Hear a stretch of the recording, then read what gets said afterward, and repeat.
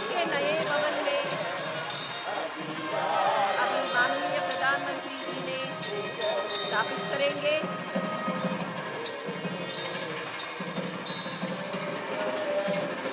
एक औपचारिक जुलूस संसद के नए भवन में चल रहे हैं।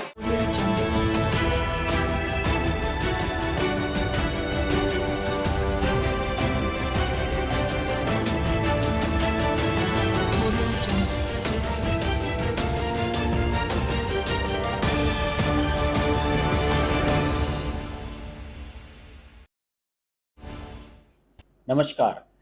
आज रविवार स्पेशल हो, संडे स्पेशल का दिन हो और उसी दिन इत्तेफाक से देखिए देश की नई संसद भवन का उद्घाटन हो रहा हो, तो उसके अलावा किसी और विषय पर चर्चा करना वो गलत होगा।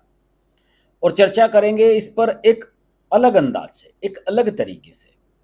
आपने सुबह से अब तक जितने भी वीडियोस देखे होंगे, सब में कुछ ना कुछ इसकी झलक आपको मिली होगी। कुछ लोग आपको बात अपनी कहने में सफल रहे होंगे, कुछ चित्रों के माध्यम से समझाने की कोशिश कर रहे होंगे, लेकिन मैं आपको अपने दिल की बात कहना चाहूँगा।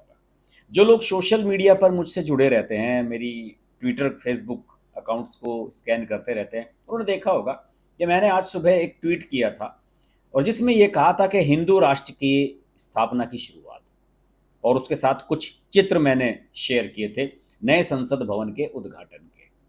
देखिए, मेरा जो पर्सनल ओपिनियन है, मेरा तो मानना है कि हिंदू राष्ट्र की स्थापना की दिशा में एक कदम ये प्रधानमंत्री नरेंद्र मोदी ने रख दिया है। दूसरा कदम क्या होगा? राम मंदिर को खोलना दर्शन के लिए, और जो साल भर के अंदर होने जा रहा है। ये दो बड़े काम नरेंद्र मोदी ऐसा कर रहे हैं जिसके बाद इतिहास फिर नरेंद्र मोदी को कभी भूल नहीं सकेगा। आप चाहकर भी इस देश के मानस से, इस देश के लोगों से, इस देश के हिंदुओं के मन मस्तिष्क से नरेंद्र मोदी का नाम मिटा नहीं सकेंगे।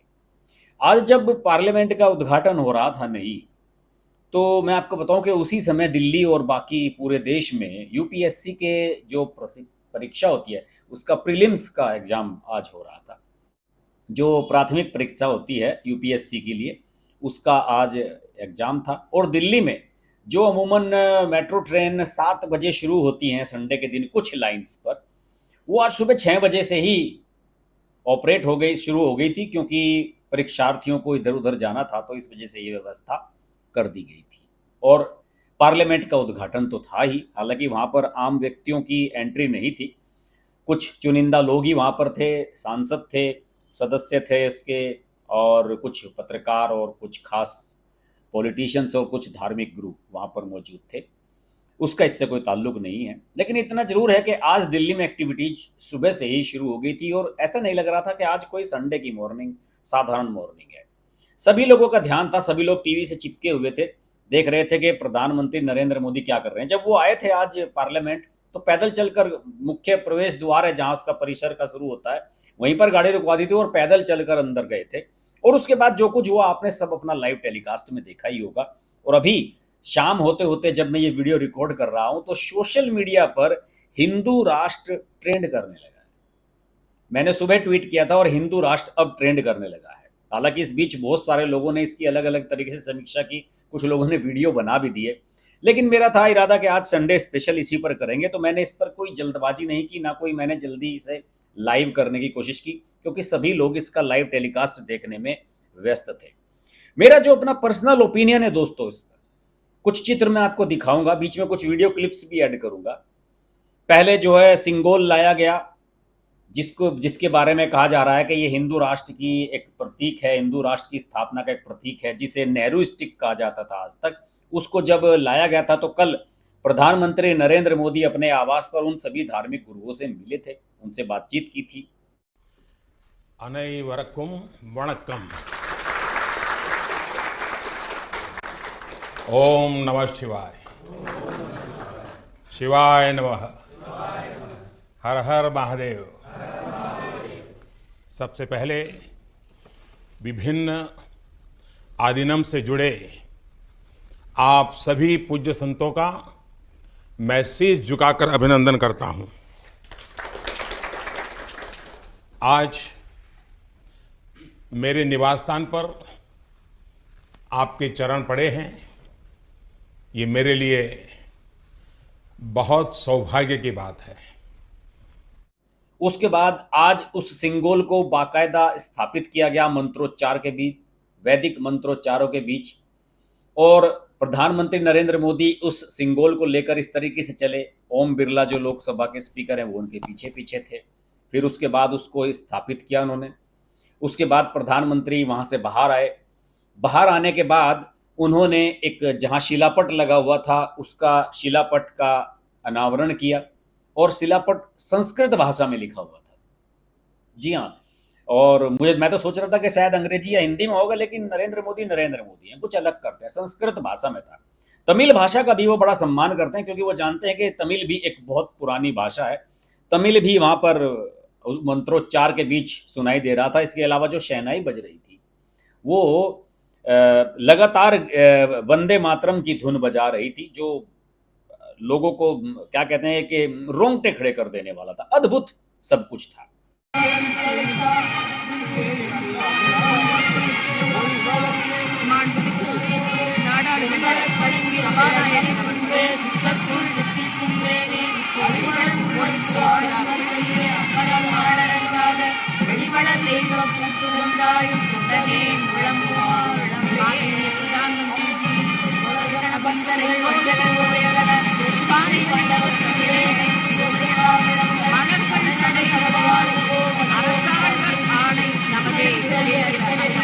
मेरा तो ये मानना है कि इसके साथ ही आज जो 28 मई का जो दिन है, यूपीएससी के एग्जाम में फिर एक बार उसका जिक्र करना चाहूँगा।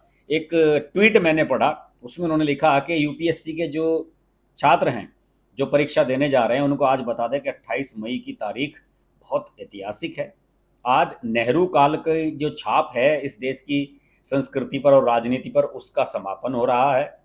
हिंदुत्व के जो प्रणेता रहे हैं वीर सावरकर, जिनका 140वां जन्मदिन है आज, वो भव्यता के साथ मनाया जा रहा है, और वो भी आज ही होता है। आज कई सांसदों ने वहां जाकर जो पुराने वाला संसद भवन है उसके केंद्रीय कक्ष में जो वीर सावरकर की तस्वीर लगी हुई है उस पर पुष्पांजलि अर्पित की, और उसमें सबसे पहले एस जयशंकर थे, जिन्हें एक डिप्लोमेट कहा जाता है। लेकिन आज की तारीख में शायद मुझे लगता है कि नरेंद्र मोदी की तरह ही एक हिंदुत्व और भारतीय संस्कृति की मान्यताओं को मानने वाला जो एक शख्स है, मैं उन्हें मानता हूं। वो तो कहते हैं कि मैं अपनी राजनीति जो है वो महाभारत और गीता से प्रेरणा लेके करता हूं।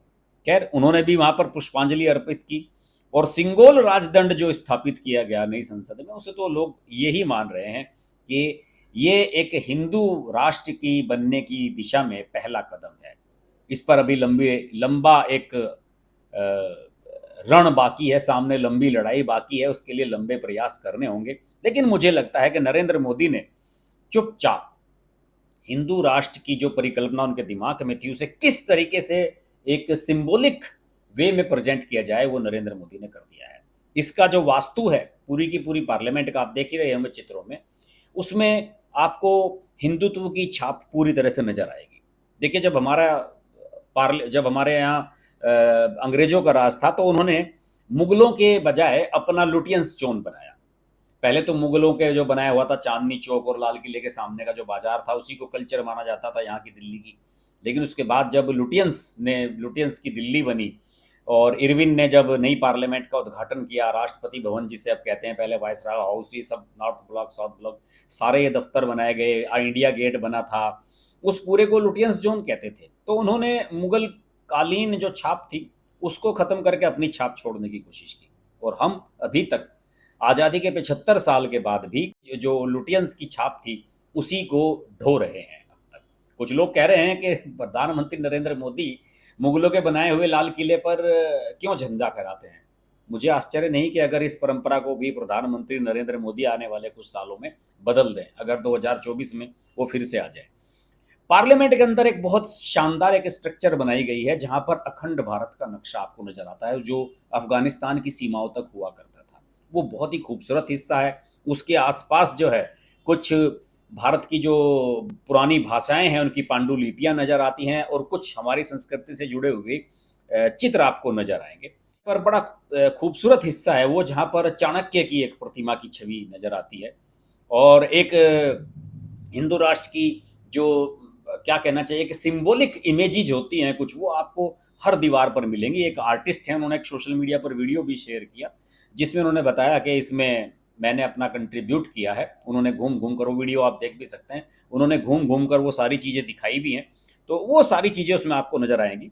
लोगों ने ये कहा इस पर कि ये कुछ जो विघ्न संतोषी लोग हैं, उन्होंने इस पर कहा कि ये जो है भारतीय सभ्यता और फलाना वो ढिकमाक का वो सब कहाँ पर हैं, और ये जो पूरा कार्यक्रम है ये हिंदू ब्राह्मणी संस्कृति इस पर नज़र आ रही है हावी।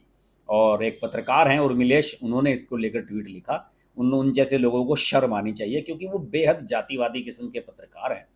और हालांकि इस वीडियो में उनका मैं जिक्र नहीं करना चाहता था, लेकिन जो उन्होंने कहा कि हिंदुत्व ब्राह्मणी संस्कृति इसमें दिखाई दी, इससे उन्हें क्या दिक्कत हुई है मेरी समझ में नहीं आया। खुद यादव हैं और पक्षपात करते हैं। अपने जहाँ पर जिस संस्थान में रहे हमेशा यादवों को ही बढ़ावा दिया, उनके मन से जातिवादी सोच आज तक गई नहीं है। तो ऐसे विघ्न संतोषी जो हैं उन्हें हर चीज़ में कमियां और खामियां ही नजर आती हैं। देखिए, सर्वधर्म सभा भी थी, उसमें सभी धर्मों के गुरु थे, हिंदू सिख ईसाई सभी लोग थे उसमें। उसके आपने वीडियो क्लिप्स और तस्वीरें जरूर देखी होंगी, उनका उन्होंने अपनी अपनी प्रार्थनाएं की, सब एक वो हुआ। और उसके बाद बहुत कुछ हुआ, जो आयोजन की संबंधी चीज़ें लाइव आपने देखी होंगी। इसमें जो कांग्रेसियों ने बहिष्कार किया उसे लेकर मैं जरूर कहना चाहूँगा कि दरअसल दिक्कत ये नहीं थी कि उद्घाटन कौन करेगा, बल्कि इन सब लोगों को दिक्कत ये थी कि वैदिक पद्धति से मंत्रोच्चार की गूंज के बीच साधु संतों की उपस्थिति में नरेंद्र मोदी जब उस दंड की स्थापना करेंगे तो कांग्रेसियों से बर्दाश्त नहीं होगा। राहुल गांधी तो सांसद ही नहीं है, वो तो खैर आ ही नहीं सकते थे, और इसी वजह से उन्होंने बहिष्कार भी कराया। और सारा विपक्ष जो है, कई कई विपक्षी दल, सारा तो नहीं कहूँगा, उनके पीछे अंधी दौड़ में शामिल भी हो गए इसमें। लेकिन हकीकत बात यही है कि नरेंद्र मोदी को इतिहास बनाते हुए देखना नहीं चाहते थे कांग्रेस। क्यों? इसमें गांधी परिवार का कोई कंट्रीब्यूशन है। और इसके बाद मुझे लगता है कि अब एक ऐसा दौर शुरू होने जा रहा है जिसमें वास्तव में गांधी परिवार और कांग्रेसियों का जो ये क्या कहना चाहिए कि वंशवाद का और उसे वंशवाद को पूजने का जो एक कल्चर है, उसका खात्मा होता हुआ अब आपको नजर आएगा। ये सब चीजें इसमें नजर आएंगी आपको। साधु संतों का मंत्रोच्चार तो सब जगह था। जब वो मोदी जी दंड लेकर चल रहे थे, उनके पीछे पीछे साधुओं की पूरी एक टोली चल रही थी। इससे पहले प्रधानमंत्री आवास पर साधुओं को संबोधित किया था प्रधानमंत्री ने। एक दिन पहले जब वो दंड लाया गया था यहाँ पर सिंगोल, उसके बारे में किया गया था। और जो देखिए, इसका उद्घाटन का जो शिला है, मैंने आपको पहले ही बताया कि संस्कृत में लिखवाई गई है और इसके वास्तु पर हिंदुत्व की छाप है। और मेरा मानना है कि मैं इसे बड़े गौरव के साथ कह सकता हूँ कि इसे बनाया है हमारे देश की सबसे बड़ी विश्वसनीय कंपनी टाटा ने। और रतन टाटा का देश के विकास के योगदान में आप क्रेडिट उनसे ले नहीं सकते। तो मुझे लगता है कि ये एक सही मायनों में एक भारतीय संरचना है जो भारतीयों ने बनाई, अत्याधुनिक बनाई, विश्व स्तरीय बनाई और उसको स्थापित किया और जनता को समर्पित किया। हालांकि आज इस शुभ अवसर पर रंग में भंग डालने की कोशिश पूरी की गई। जंतर मंतर वाले जो बैठे हुए थे पहलवान, उन्होंने कहा हम संसद की तरफ चलेंगे। जब उनको वहां से उठाया गया, खदेड़ दिया गया और एक तरीके से धरना आज वहां से खत्म भी करा दिया गया। उसके तस्वीरें वायरल की गई। राकेश टिकैत जैसे विघ्न संतोषी और मौका परस्त पहुंच गए, फिर अपनी भीड़ लेकर 200-400 लोगों की, और गाजीपुर में धरना शुरू कर दिया कि हम बेटियों की रक्षा के लिए जा रहे हैं, ये कर रहे हैं, वो कर रहे हैं। जिन लोगों को हजम ही नहीं हो रहा है, उन लोगों को शर्म आनी चाहिए कि कम से कम ऐसे दिन जब देश की नई पार्लियामेंट का उद्घाटन हो रहा है, कम से कम ऐसे दिन तो थोड़ा शांत रहें। और उसमें छौंका लगाने वाले अजीत अंजुम जैसे पत्रकार कूद आए, दिन भर यही वीडियो दिखाते रहे। इन तमाम कोशिशों के बावजूद भी देश ने और लोगों ने ये रियलाइज किया है, ये माना है कि नरेंद्र मोदी ने आज एक हिंदू राष्ट्र की स्थापना की झलक कैसे है, कैसे होती है, उसकी झलक लोगों को दिखला दी है। कुछ लोगों ने, राष्ट्रीय जनता दल है लालू की यादव की पार्टी, उन्होंने तो इसका जो स्ट्रक्चर है उसकी ताबूत से ही तुलना कर दी। ओवैसी जैसे लोगों ने उन्हें कहा यार कम से कम शर्म करो, कुछ ताबूत से इसकी तुलना कर दी कि इसकी स्ट्रक्चर ताबूत जैसी है। दरअसल ये ताबूत जो है, ये राष्ट्रीय जनता दल जैसे जो पारिवारिक दल हैं, इनका भविष्य है जो ताबूत में जाने वाले हैं। और जो नई तरह की राजनीति करने वाले लोग हैं वो इस पार्लियामेंट में आएंगे। और आप इसका अगर हवाई चित्र देखेंगे, इसका, तो उसमें आपको नजर आएगा कि इसका स्ट्रक्चर इस तरह से बनाया गया है पार्लियामेंट का कि जो पुराने वाली पार्लियामेंट है वो भी इसी का ही पार्ट नजर आती है। ये अद्भुत, बहुत ही शानदार, वास्तु की दृष्टि से लाजवाब संरचना इसकी बनाई गई है। लेकिन इसकी भी लोग आलोचना कर रहे हैं, आंदोलन जीवी और ये जो टूल किट है सारे के सारे, ये सब मैदान में उतर रहे कि साहब रंग में भंग किया जाए। लेकिन मैं बताऊं कि रंग में भंग नहीं हुआ है, अभी तो रंग जमने वाला है, अभी शुरुआत है। अभी कुछ महीनों के बाद राम मंदिर का शुभारंभ होगा और उस समय देखते हैं कि ये जो विघ्न संतोषी हैं और ये जो बहिष्कार करने वाले हैं ये कहाँ पर बचते हैं, कहाँ छिप कर जाते हैं। उसके बाद तो दूसरे ही स्तर पर जाने वाली है। पूरे देश में हिंदुत्व की जो लहर है और एनर्जी है वो अलग लेवल पर जाने वाली है, उसका हम सबको इंतजार करना होगा। और ये मान लीजिए कि जो हिंदू राष्ट्र की स्थापना की परिकल्पना कभी की गई, जो बड़ी असंभव सी नजर आती थी, उसकी एक छोटी सी शुरुआत नरेंद्र मोदी ने कर दी है और बिल्कुल चुपचाप कर दिया बिना कुछ कहे। लोग उनकी बातों से वहाँ पर जो आज सांस्कृतिक झलक दिखी और जिस तरीके से आज वहाँ पर सारे जो हमारे साधु संत थे उनकी उपस्थिति नजर आई, उससे तो सब कुछ स्पष्ट हो गया है। ये वही देश है जहाँ साधु संतों पर गोलियां चली हैं, जब वही पार्लियामेंट है जहाँ साधु संतों के सामने को गोलियां चलवाई गई थी। आज उन्हीं साधु संतों की मौजूदगी में एक सिंबल स्थापित हुआ है और हिंदू राष्ट्र की परिकल्पना सामने होती हुई, पूर्ण होती हुई नजर आ रही है। विघ्न संतोषी छाती पीटना चाहें तो पीट सकते हैं। ये वीडियो कैसा लगा जरूर बताइए, इसको लाइक कीजिएगा, शेयर कीजिएगा। चैनल अभी तक सब्सक्राइब नहीं किया तो सब्सक्राइब जरूर कीजिए और नोटिफिकेशन के लिए बेल आइकन जरूर प्रेस कीजिए, जिससे मेरे लाइव आने का आपको पता लग जाए। आपसे फिर भेंट होगी, तब तक के लिए नमस्कार। अगर आपको हमारी वीडियो पसंद आई तो वीडियो को लाइक करें, चैनल को सब्सक्राइब करें और नोटिफिकेशंस के लिए बेल आइकन को प्रेस करें।